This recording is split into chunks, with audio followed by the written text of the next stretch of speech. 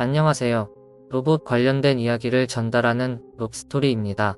이번에는 로봇 공학 관련 현직에 종사하는 사람으로서 로봇 분야에 대하여, 특히 그 중에서도 기계 설계에 관하여 이런저런 이야기를 해보고자 합니다. 가장 큰 목적은 실무적인 이야기를 한다기보다는 로봇 공학 분야의 진로를 고민하는 학생들에게 로봇 설계 직업에 관한 이야기와 앞으로 로봇 관련한 직업을 갖기 위하여 어떤 것들을 준비해야 하는지 소개하는 것입니다.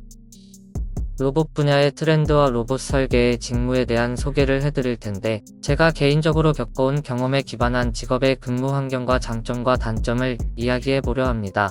그리고 나서 로봇 관련된 직업을 갖기 위해서는 어떠한 과정들이 있는지, 어떤 학과들이 있는지, 그리고 어떠한 역량들을 필요로 하는지 이야기해 보겠습니다.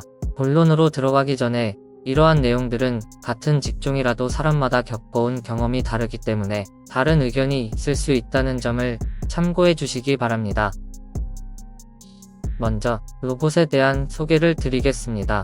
로봇이라는 것이 무엇인지에 대해 정확하게 정의 내리는 것은 생각보다 쉽지 않습니다.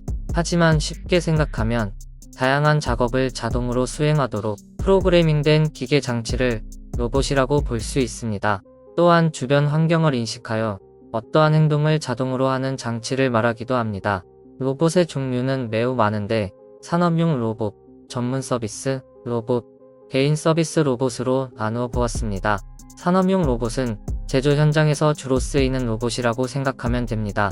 산업용 로봇은 높은 정밀도와 반복성, 그리고 빠른 속도가 특징인데요. 엄청나게 크고 무거운 쇳덩이로 이루어진 로봇이 빠르게 움직이기 때문에 근처에 사람이 다가가지 못하도록 펜스를 쳐놓는 것이 일반적입니다.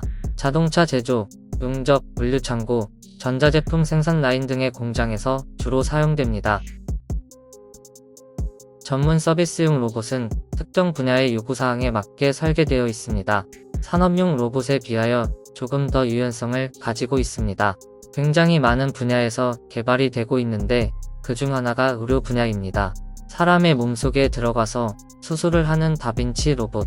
아마 큰 대학병원의 다빈치 수술 로봇 광고하는 것을 많이 보셨을 것이고, 의학 관련 드라마나 영화에서 로봇으로 수술을 했다면 거의 대부분 다빈치 로봇일 가능성이 큽니다. 국내에서도 많은 연구들이 이루어지고 있지만 상용화에 성공하기가 어려워 대중들에게 알려지지는 않고 있습니다.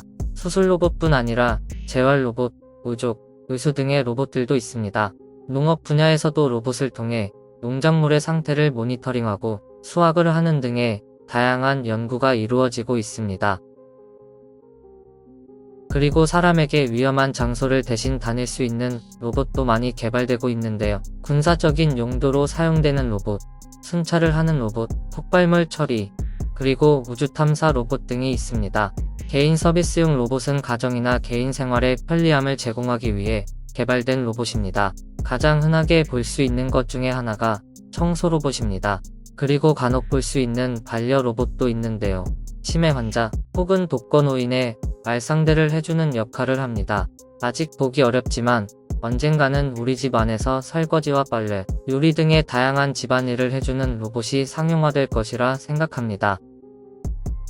인간을 닮은 휴머노이드형 로봇이 세계적으로 트렌드가 되면서 제조 산업 분야에 큰 변화가 이루어지고 있습니다.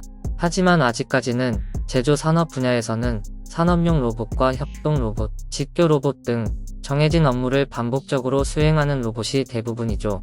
서비스 로봇 분야는 활용 범위가 정말 무궁무진합니다. 공항, 경기장, 호텔, 전시회장 같은 곳에서 돌아다니면서 사람들에게 안내해주는 로봇을 보신 적이 있을 텐데요.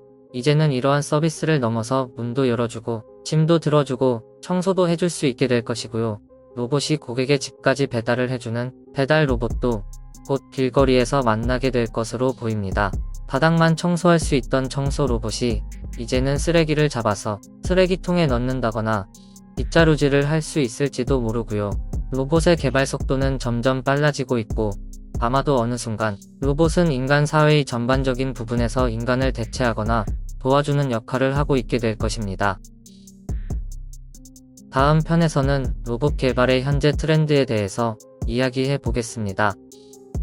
관련해서 알고 싶은 내용이 있다면 댓글로 남겨주시고 기계 설계 관련하여 스터디와 소통방을 운영하고 있으니 설명란을 참고해 주세요.